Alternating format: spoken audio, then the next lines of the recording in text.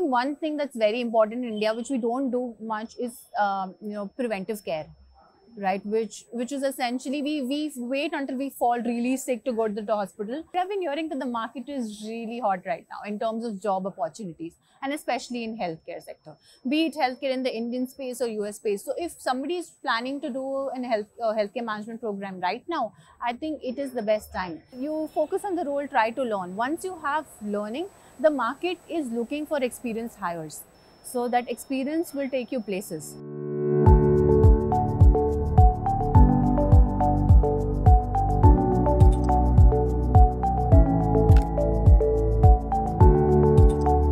Oftentimes we hear that MBA is all about general management, MBA is all about knowing everything that falls under the ambit of management. And to understand more about what exactly MBA constitutes of, apart from the normal run-in-the-mill MBAs that we have heard of, we have a very special guest today with us.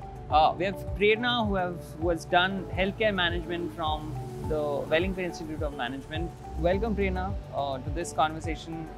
Happy that I'm having this conversation with you. Oftentimes what happens is, we get to meet people who have similar sort of journeys. So they must have done their MBAs, they have gone the management consulting path, and they have worked with the BCGs and the Goldman Sachs of the world, right? Prerna, help me understand you a little bit.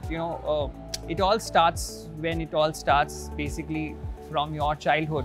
Was there somebody in your family which made you think that healthcare is the sector that you wanted to pursue? Surprisingly not. I don't have a lot of physicians or doctors in my family. But since the time, I would say 8th, 9th, 10th, when you actually start thinking about what you want to do, I wanted to get into something related to healthcare. Doctor was the first option, of course. So like any other graduate student pursuing options, I took the safe bet and I took everything, physics, bio, math, so that I thought, let me keep my options open. I actually wrote CET for engineering, I wrote the CET for medical. I got scores in both, and I did the whole cycle of applying and going through that MHCET for both the fields. Right. Let's talk about biomedical engineering, because what happens is when we talk about engineering again, it's mostly towards mechanical, computer science, because that's where the moolah is, right?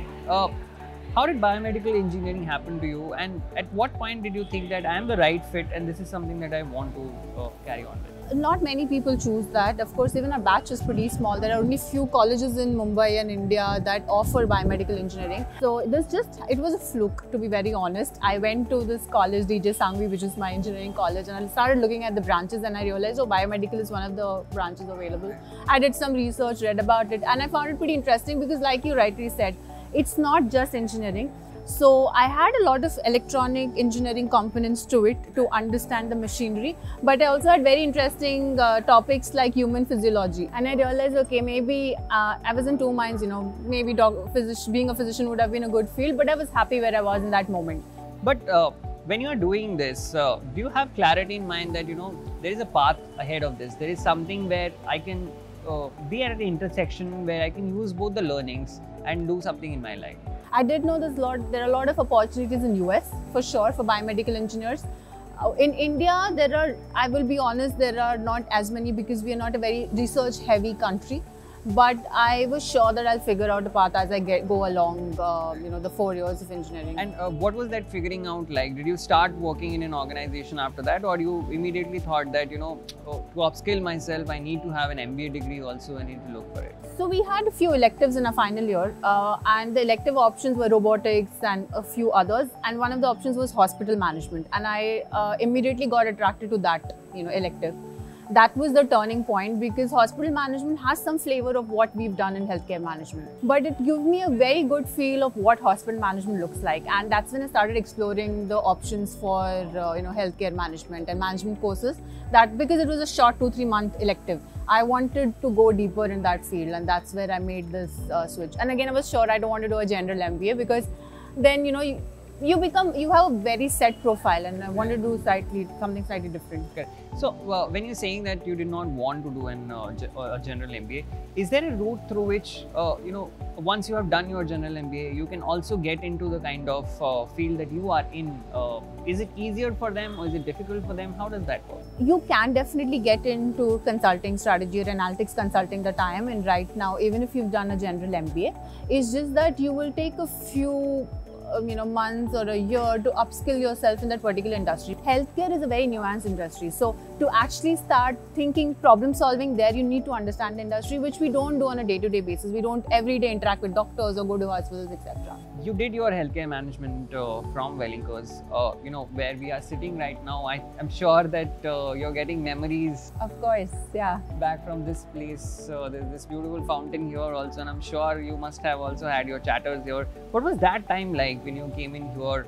Were you sure that you are at the right place? I think I was nervous for the first few days, but as we evolved and the kind of confidence that we saw in the faculty, we had a lot of visiting faculty who were coming from the industry, and the kind of cohort we had. So all of that made me confident that I don't know where I'll end up, but I'll end up somewhere good. I didn't know what that end goal in 2 years would be, which industry, but I will secure a good job coming out of this program. In your case, the first sort of corporate experience, if I have to ask you, where you actually use the learning that you have gotten from here, what was that like? Was it the internship that you were part of? And if yes, what were sort of the things that you were doing there? Dissertation, which was towards the end of a second year, a 3-year program, for which I'd actually joined a boutique consulting firm for my internship. And that's where I realized that a lot of things. So MBA truly for me, because I was a fresh graduate, it was a trial ground for my corporate life, to be very honest. The moment I joined, in 15 days, I was right in front of a client, and I was working with a public hospital in Mumbai, and I had to meet a lot of stakeholders, take their interviews, know what's the right thing to ask them. And there, I think all the events that we did in Welingkar, we used to have a lot of these roundtable conferences where we called faculty and industry experts. And the experience I had interacting with them, I wasn't nervous when I went for that internship, because I had done this year, and that's what helped me. From campus, this is as far as the internship experience is concerned. From campus, when you go out and you're part of the placement committee as well, what was that frenzy like, when the final placements actually came in, and it was the first batch that was graduating from the institute also? Do you get back memories of that time? We had a very diverse batch. So we had people who were from pharmacy background, people who were BCom graduates, somebody who would come with, BMS, and people like me who were engineers. So I think the frenzy was there. There were a lot of arguments within the batch with faculties, being the first batch. But at the end of it, we all got placed. Most of us, I think 80% through the whole cycle of the placement, the placement season, and 20% eventually at the end of the batch. And now when I look back and look at all my, team batchmates people have gone places, somebody is in Australia, somebody is in US. So looking at the success of the batch makes me feel that all those arguments and fights were quite worth it. Worth it.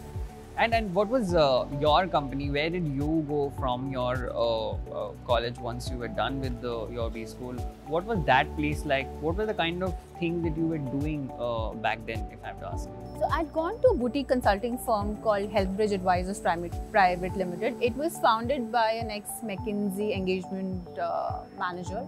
And we were a small group of about 10-12 people, and trying to solve healthcare problems for the Indian clients in the strategy and operations area. The other very interesting project which I love talking about is for a maternity chain in Bangalore. They were trying to so they're established in Bangalore, they did not have any footing in Mumbai, and they reached out to our firm to help them enter the market.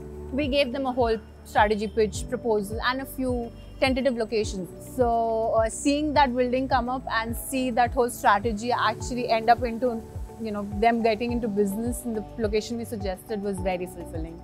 From this boutique consulting firm that you were working on with to the company that you are working now, and I think it's been what, 6-7 years that you 7.5 years. 7.5 I'll soon complete 8. Right, and we're talking about PwC.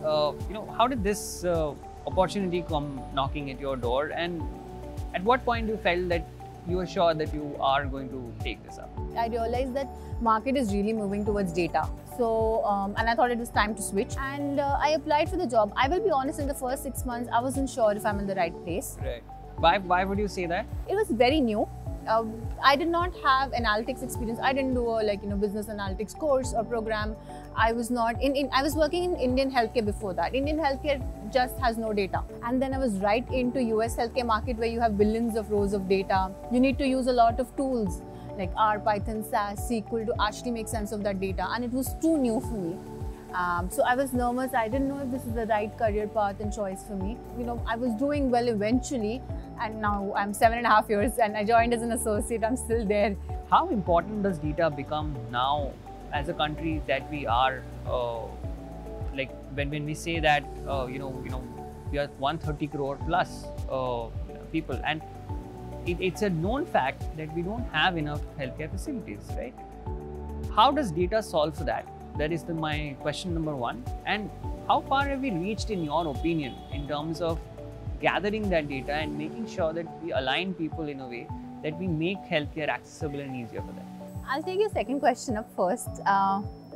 In terms of how far we are, I think we are still 10 to 15 years away from actually reaching the level of maturity like a market like US has, or Europe probably, in terms of data and being able to leverage that data to make lives easier for doctors and our patients. And second is still the hesitation from doctors or people in the healthcare field to actually use technology that can help them save that data or store that data.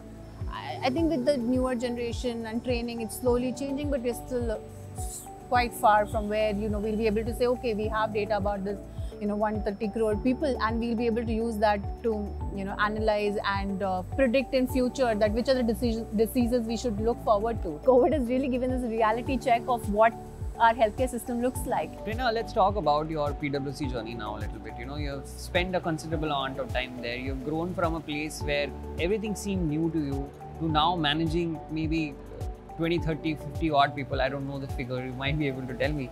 What sort of work or projects did you take up in this while, and how challenging was it for you? So I think my PwC journey has been incredible, and that's the reason I've been here with the firm for 7.5 years. So initially, I mostly work with healthcare insurance companies and healthcare hospitals. If there's a hospital who's trying to increase their membership base, right? They don't have enough, they're trying to expand or get more members, then how do you do that? So we did like a customer segmentation for that hospital. Second thing is medical costs. That's a very burning issue for India and also the US geography, right? So how do you cut down your medical costs? So those are the kind of analysis that we do. And of course, use a lot of technology. Technology keeps evolving with time. When I started, it was SAS. Now it's Python and PySpark, and we're moving towards AWS Azure. That whole landscape has evolved. So that journey and the growth in this firm was purely because of the healthcare management program that I did. So I can give full credit to that. Superb. From a perspective that you've gathered, working with the US market and the companies that are there, what are some of the things that you think Indian healthcare sector should understand and learn from? Is there something like that, or the US should learn something from India, in your opinion? One thing that's very important in India, which we don't do much, is preventive care, right? Which is essentially we wait until we fall really sick to go to the hospital, and even physicians, we don't have that whole network. Like in US, we have something called as a concept of PCP. That means there's a physician tagged to you. Healthcare is very strong. That physician will take care of your health. You'll go for regular checkups, etc., etc. Here we have a family physician we go to when we're really sick, but there's no care management, disease management. These are concepts that I think as we evolve as a country, it's very important. And the second thing I think is very important is US has a great healthcare insurance coverage, which India doesn't. Hardly anybody has healthcare insurance coverage, and that's been seen as a great gap right now in COVID, because people actually spent all their savings on getting out of the situation.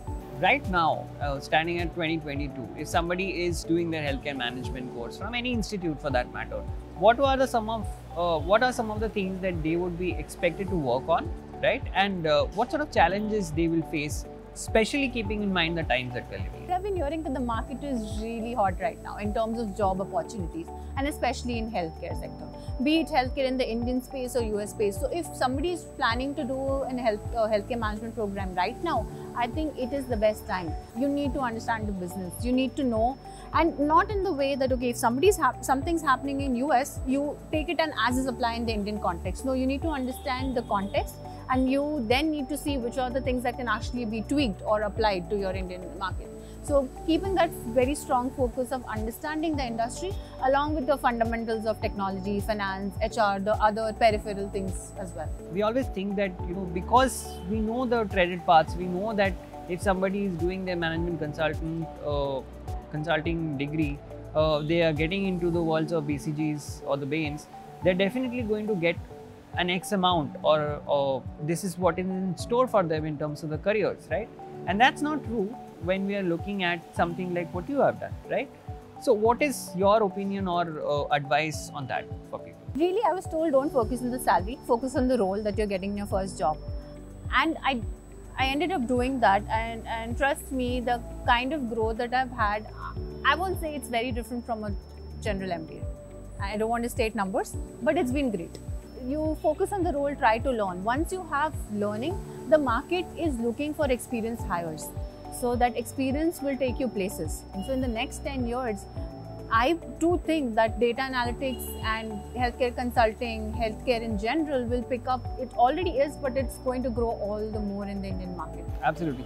One last question before we let you go, Prerna.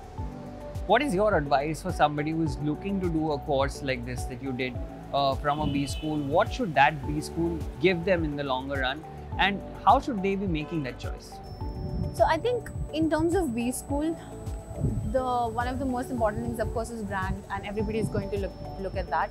But the second thing is the kind of opportunities that you get beyond academics, because MBA is really not about your academics. It's a very small portion of that.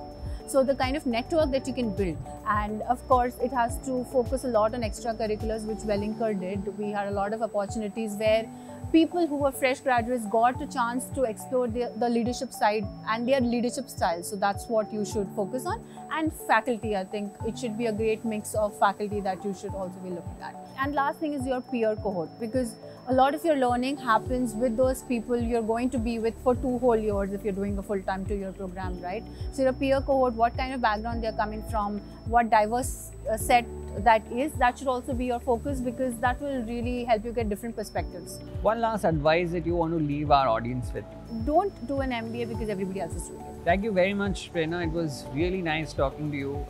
I hope that this entire setting is also bringing back some memories that you would like to. Very nostalgic. Thank you very much once again. If you like this conversation, do hit a like button, subscribe to the channel, tell us in the comments below if you have any questions. We would make sure that we send some of the questions to Prerna as well to answer. If you like to know more about the program that Prerna was part of, there's a link in the description. You can check that out. And that's the end of this particular video here. Thank you once again, Prerna, for joining us. It was a pleasure talking. Yeah, thank you.